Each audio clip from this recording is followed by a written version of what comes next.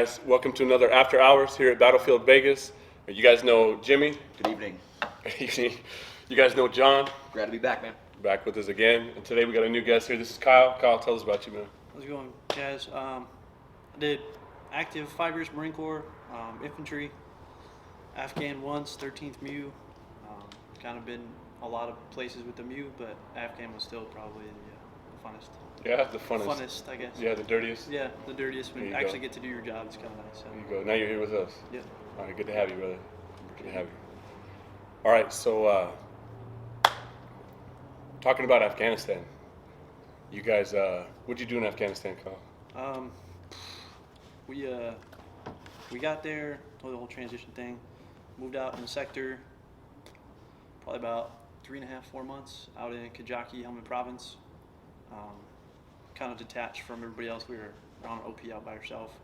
Kind of reported to headquarters versus company command, which is odd for us, but just kind of got sent off on our own. It was like, hey, here, go take care of this area over here. Like, all right, cool, I guess. Yeah. Right. You, John, man, what was your experience there in Afghanistan? I was in charge of a Afghan national training facility. Sweet. National Police. We moved in, took over some stuff from some other guys. My chain of command was a little less Americanized. I worked actually directly for NATO, so I had like Australians and Belgians and a couple other crazy nationalities mixed in my chain of command. Okay. But yeah, it was mainly just hanging out with the Afghans, training them how to be cops, and hopefully trying to make some good in that country. Good deal. Yeah, man, that's cool. Jimmy, man, talk about Afghanistan. Funny, and you guys were disappointed times. I got out in '08 off active duty, and I got recalled 15 months later to go to Afghanistan. So I was a lone officer, and then 2 months later I'm in Afghanistan.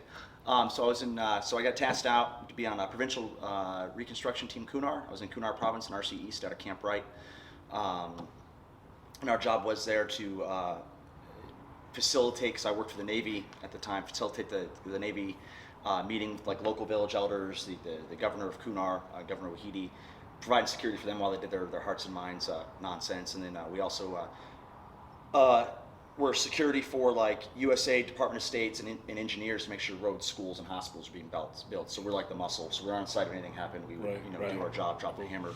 I floated between truck commander, convoy commander, and then we also escorted EOD, explosive ordnance bowl for QRF, and then I spent half the month up on an observation post in the middle of nowhere. So I kind of did a bunch of nonsense floating around. I know some of those stories too, man. Yeah. They're pretty funny. Yeah. Laughter, we all know those stories. Yeah. So, what do you think? What do you think about the area, man? Where we were down in Tarankat, man, in Uruzgan. Yeah. Like I never went outside the wire. If I did, it was by aircraft or something Okay. like that. So I never actually got a chance to go out and like see the actual terrain and stuff itself. Right. But like, dude, it was a lot like Southern Nevada, in southwestern or southeastern California. Right. Like High desert. high desert. I could swear I was back on Nellis or Creech, man. Like I woke up the first morning there, I looked around and I was like, someone's screwing with me. This is just a big joke. I'm waiting for. There's Vegas is over the mountain. Dude, I'm waiting for Ashton Kutcher to come out and go punk, that's how it was. And dude, it was crazy. And it took a while. It wasn't until like the first IDF or some actual crazy stuff happened that I realized, okay, this shit's for real. Right. I was still just in like, nah, it's a big joke. Right. Yeah, but, It looks too close to home. yeah, man. I don't care what you did over there. If you stepped out of the wire, you saw how the people were, and you saw something. There was some experience that you had. Lived with them motherfuckers. Yeah, so Fucking nasty. even if you were on like all the third country nationals, like working everything on, I don't know about you guys, but I was on Leatherneck, Right. and fuck, at least for transition, like coming in and off, and they had a whole third country nationals. TCNs? Yeah, TCNs, and they ran everything: chow hall, clean up, trash, everything, and like zero English. Yeah. So you had to like live with them on like one side of base, and we had to do like periodic inspections, like tear through everything, like open rooms, cupboards, throwing blankets out of the way, like finding like extra cell phones and shit they weren't supposed to have. Really? Yeah, we did it. We did it once. Once they knew we were coming, and then once we just fucking showed up at like 06, and there was like a half a company of us. It was after. Remember when Bastion got attacked? Yeah. when they hit the airfield. Yeah, when they got on the airfield, the fucking Yep, suicide that's vest. when and they started compass making us stick. do that, like at least Oh, once. okay. The thing that got me, man, Because that's when we got extended. about We were supposed to Afghanistan, Oh, that, shit. that like I was just like, holy shit, was the terrain up in RCE's Regional Command East, especially in Kunar Province. Like, you know, I was up in Mosul and then like I was in Tikrit in Iraq the last time. But like you have some semblance of like it's a third world country, but there's infrastructure and there's roads and they have a freeway system and all this stuff. Right. And then you go to Kunar and it's like times of Christ. I mean, you have like mud huts on the side of buildings and like Fucking one ghost village may not know what the other village is doing 2-3 miles down the street because they've never even had any contact with each other. Yeah. Yeah, like there's no population centers. Like the only population center we had was like Asadabad, which is the provincial capital. That was like 10,000-12,000 people, but nobody lived there. Nobody like really lived there from what I could tell. The people would just come down there to have like their little shops and markets. But other than that, man, like you had 2 river valleys. You had like the Asmar River, the Kunar River going north and south, and then you had the Pesh going east and west. And then on both sides of the river was thousands of feet up was fucking mountains. Right. Like it sucked. It really Yeah. did. I mean, luckily I was very It's fortunate. vulnerable. I was very fortunate for my deployment to be mounted most of the deployment. Because like, I mean, I'd be on the OP for half the month, but like to move a click took 2.5 hours. Up, you know, I mean, look at maps, the contour lines are touching up there. Right. Yeah, it's fucking awful. Fuck that, dude. So like, I was very fortunate to fucking spend most of my time mounted. Because like, if you're dismounted, and you get into a firefight on the side of a hill or something, Yeah. you're fucked. And, Yeah. and then like, you know, I talked to fucking my buddies. I was like, man, this is dumb, man. I'd rather be in helmet where it's flat and open. And then I talked to you, and you're like, no, dude, because we try to maneuver, and we just get hit by IEDs when we're trying to Yep, maneuver. playing and then, hopscotch with and then you're IEDs. doing a ranger file with a point man on the fucking sweeper. We never left the OP without a ranger file. It was a ranger file. We always had one team had obviously a sweeper up front, and team 2, or whoever was team 2 that day, always had a second CMD. CMD. So, metal detector. Okay. Okay. But they're the flat, like square ones. Okay. Carbon rod detector. Okay. I don't remember what CMD actually stands for, but we always had 2 no matter what. Whoever went out always had 2. So that's in case those crafty bastards like made like a wooden landmine or something. Mhm. Like Either- you guys could find something in there besides the big chunk of metal for the anti-tank mine or something. Yep, Yeah. that and then like, so say you're first team and you're holding security and I have to go check out a house. Well, I have a CMD so that I'm not stepping on shit too, and I don't take yours away from you. We Right, always right. had to, no matter what. So No you matter could what. split up. And we were foot mobile the whole time. There was no vehicles allowed north of where our OP was. So it was, and our only vehicles were 2 Humvees, a high back and a gun truck. And that was to go back to the fob to get resupply. That was it. A high back and a gun truck. Yep. A high back open top. Yeah. So no canvas, no nothing. Oh, right on. Yep. I'm tracking. Yep. Yeah. So we just put a dude back there with a saw, and he'd sit facing the back, and then the gun truck would be up front with a 50. Shit. and it's just straight some Mad Max shit right there, dude. Yep. Just No, So legit. Yeah. drive like hell and go and just hope nothing happens. Yeah. It's like, oh, we're gonna go get resupply today. Oh, we need water. All right, cool. Hey, you're gonna be rear gunner. All right. Like, hope we don't get Spike shot through at. it, man. Shit. Yeah, that was. I mean, so you like, so what you guys are saying is not even. I mean, I know there's a huge difference between Iraq and Afghanistan, and you're saying from one side to the other is a huge difference. it is. Totally different. Totally different. Oh, country. dude. In terms of, and you'll find this interesting, we had to rely on 81, 120 millimeter mortars, 105s and 155s more so than gunships or fast movers, because the country is so big and assets are spread so thin. So if you didn't have an Apache or a Kiowa Warrior gunship on station with you for that mission, Yeah.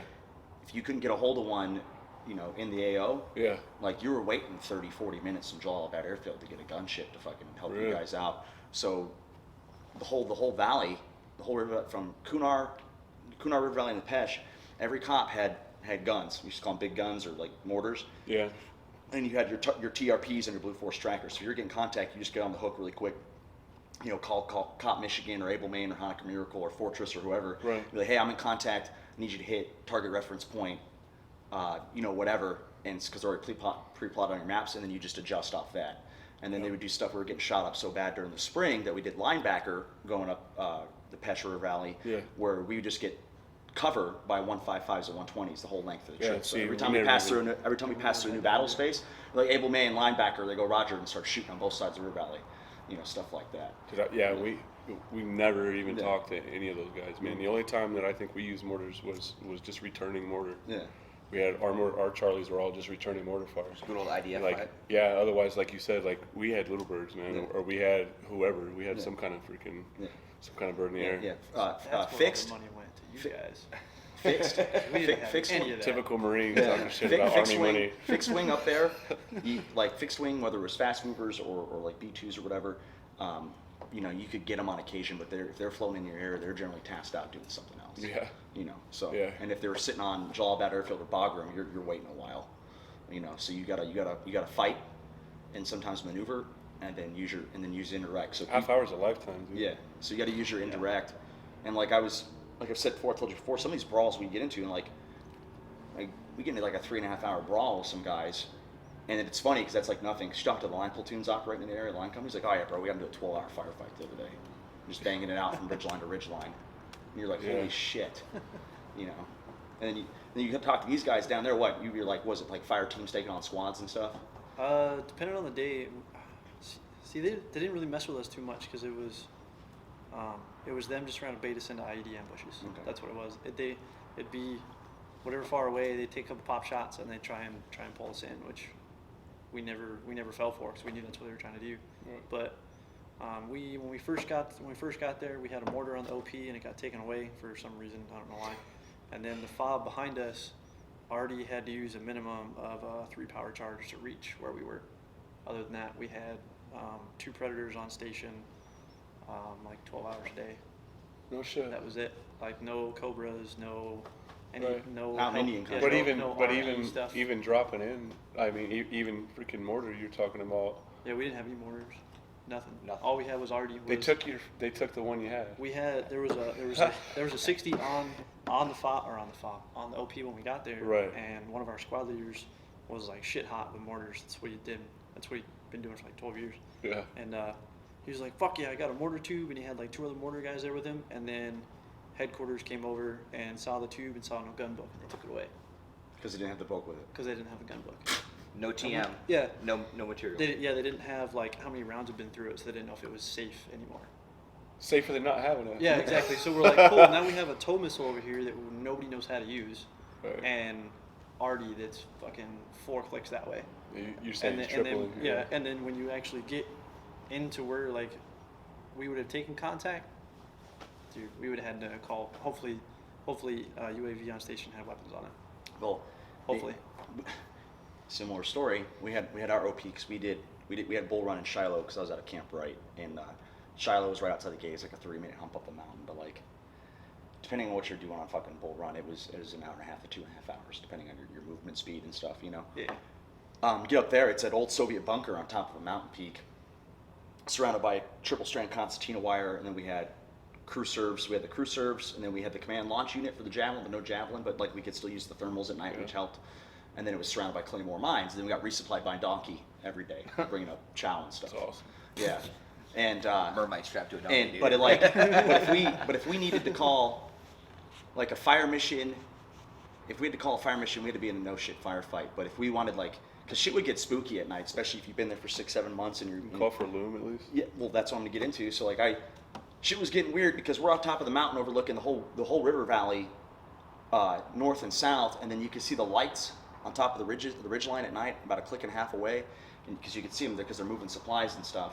Mm-hmm. And then you see the resupply convoys going up MSR California, which ran parallel to the river. They're getting blown up, so because we're also a relay post for fire missions, because commo gets funky up on the Okay. altitude in the mountains Okay. and stuff, radios. Yeah. Yeah. And so we're Skips the relay station for that, and then we'd see like Fortress down the street, you know, tracers going back and forth all night. So you get that feeling like, okay, it's being like 7 of my guys on top of this mountain, Yeah. and all this shit's going around. So I'd be like, hey, I just need a loom mission, Mount Rachel. All right, yeah, stand by. 20, 30 minutes. Yeah, it's not going to happen because we're worried about the canister hitting the village below you guys.